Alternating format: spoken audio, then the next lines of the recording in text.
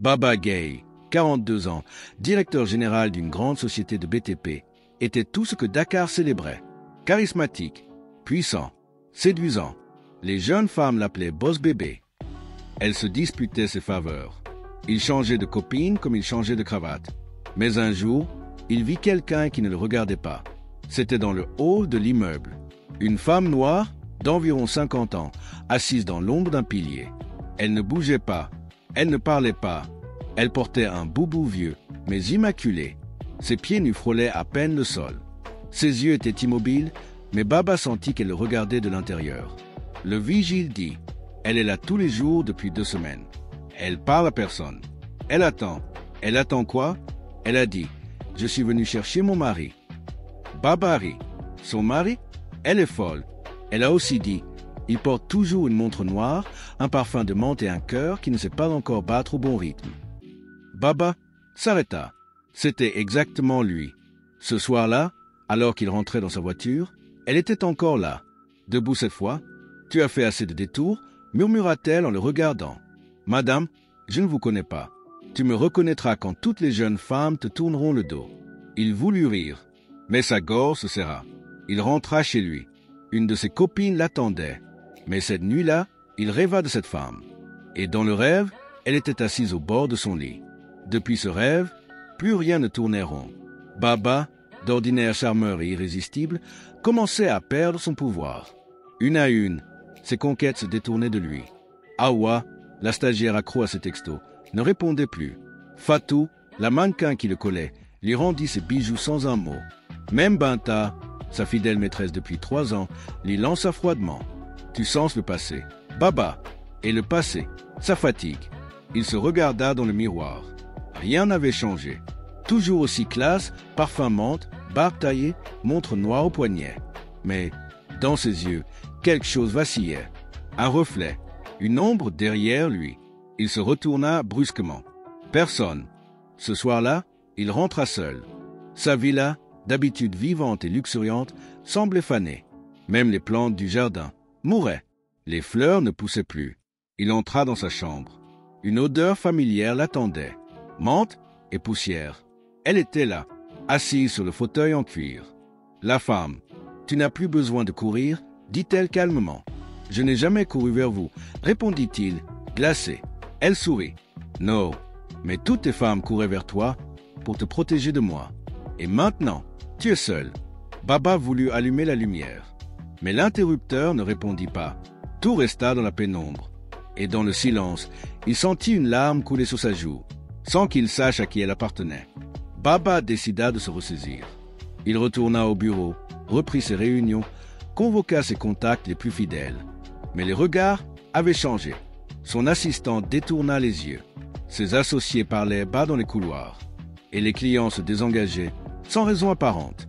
Une chose était claire. Il perdait tout, sans comprendre pourquoi. Un après-midi, il alla voir Madienne, son photographe de longue date. « Je veux revoir toutes mes photos. Toutes. De mes voyages, de mes fêtes, de mes femmes. Tout ce que j'ai vécu. Pourquoi? Je veux comprendre ce que j'ai raté. » Ils déroulèrent des années d'archives numériques. Baba y était partout, avec des femmes, dans des avions, sur des plages, souriant, jeune, puissant. Mais soudain, il s'arrêta. Une photo prise à Paris, au bord de la Seine. Il s'en souvenait parfaitement. Il y avait une femme derrière lui, une passante, une dame aux yeux trop brillants. Mais dans la photo, elle n'y était pas. Il fouilla d'autres dossiers, d'autres souvenirs. Toujours cette sensation. Elle était là, mais jamais visible, comme une absence dans la lumière. « Tu vois quelque chose » demanda-t-il à Madienne. « Non, rien, mais le visage du photographe blêmi. » Et quand Baba se retourna, elle était là, dans le reflet de l'écran noir, debout derrière lui, silencieuse. Et cette fois, elle souriait. Depuis cette apparition dans le reflet, Baba ne parlait plus à personne. Il se cloîtra chez lui. Les rideaux tirés, le téléphone éteint, les miroirs, tous couverts de drap blanc. Marem, sa sœur aînée, frappa à la porte un matin. « Baba, tu fais peur à tout le monde. Ouvre-moi, on dit que tu ne vas pas bien. » Silence. Puis, une voix, faible. « Tu l'as déjà vue. Toi aussi ?» Qui ? La femme, qui n'existe pas sur les photos, mais vit dans mon dos. Elle entra malgré lui. Ce qu'elle trouva la glaça. Le salon était devenu un sanctuaire. Des bougies noires, des cendres, des feuilles de corosol brûlées. Au centre, Baba, assis en tailleur, les yeux rouges, la montre brisée à son poignet. Je crois que j'ai fait un pacte, sans le savoir. Avec qui? Pas avec une femme. Il la fixa, avec une absence. Cette nuit-là, il dormit, pour la première fois depuis des jours. Mais dans son sommeil, il ne rêva pas. Il entendit des voix de femmes, beaucoup, des jeunes, des vieilles, certaines en colère, d'autres en larmes, et toutes disaient la même chose. Elle a enfin trouvé un homme qui ne court pas, et pour le garder, elle doit le vider. Il se réveilla en hurlant. Son sang avait coulé de ses oreilles. Et sur son mur, écrit en lettres brunes, « Tu ne seras à personne, car tu es à moi. » Le jour ne revenait plus dans la villa. Même les fenêtres grandes ouvertes laissaient entrer une lumière grise. Les horloges s'étaient arrêtées. Et Baba, lui, ne reconnaissait plus son reflet. Il tenta de se raser devant un miroir brisé. Mais l'homme dans le miroir ne bougeait pas comme lui. Ses gestes étaient en retard, ses yeux inversés. « Qui es-tu » murmura Baba. Et la réponse vint, sans bouche. « Je suis toi, tel qu'Emma refait. » Il recula, fit tomber la lame.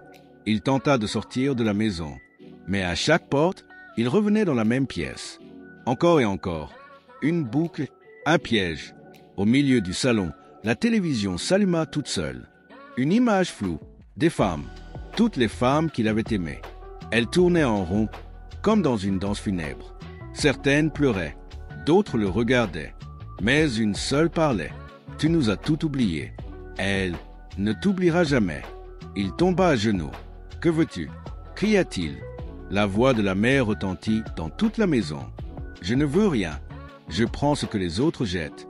Et toi, tu t'es offert » Baba. Puis, le silence. Et dans ce silence, il entendit un rire d'enfant. Un rire qui venait de l'intérieur de lui. Cela faisait 7 jours que personne n'avait vu Baba Gay. Son bureau restait vide, son téléphone muet, sa maison silencieuse. Les rumeurs se multipliaient. On parlait de crise spirituelle, de sorts jetés, de folie, mais personne n'osait entrer. Jusqu'au jour où Marem, sa sœur, franchit le portail.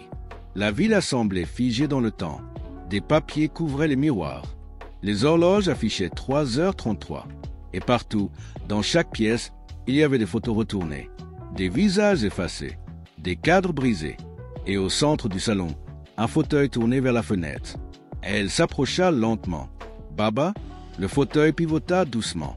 Il était là, assis, calme, rasé de près, impeccable, mais son regard, vide, creux, et sur son front, comme tatoué dans la peau. À elle. Marem recula, terrifié, mais Baba parla dans un murmure. « Je ne suis plus à personne, même pas à moi. Depuis ce jour, Baba vit.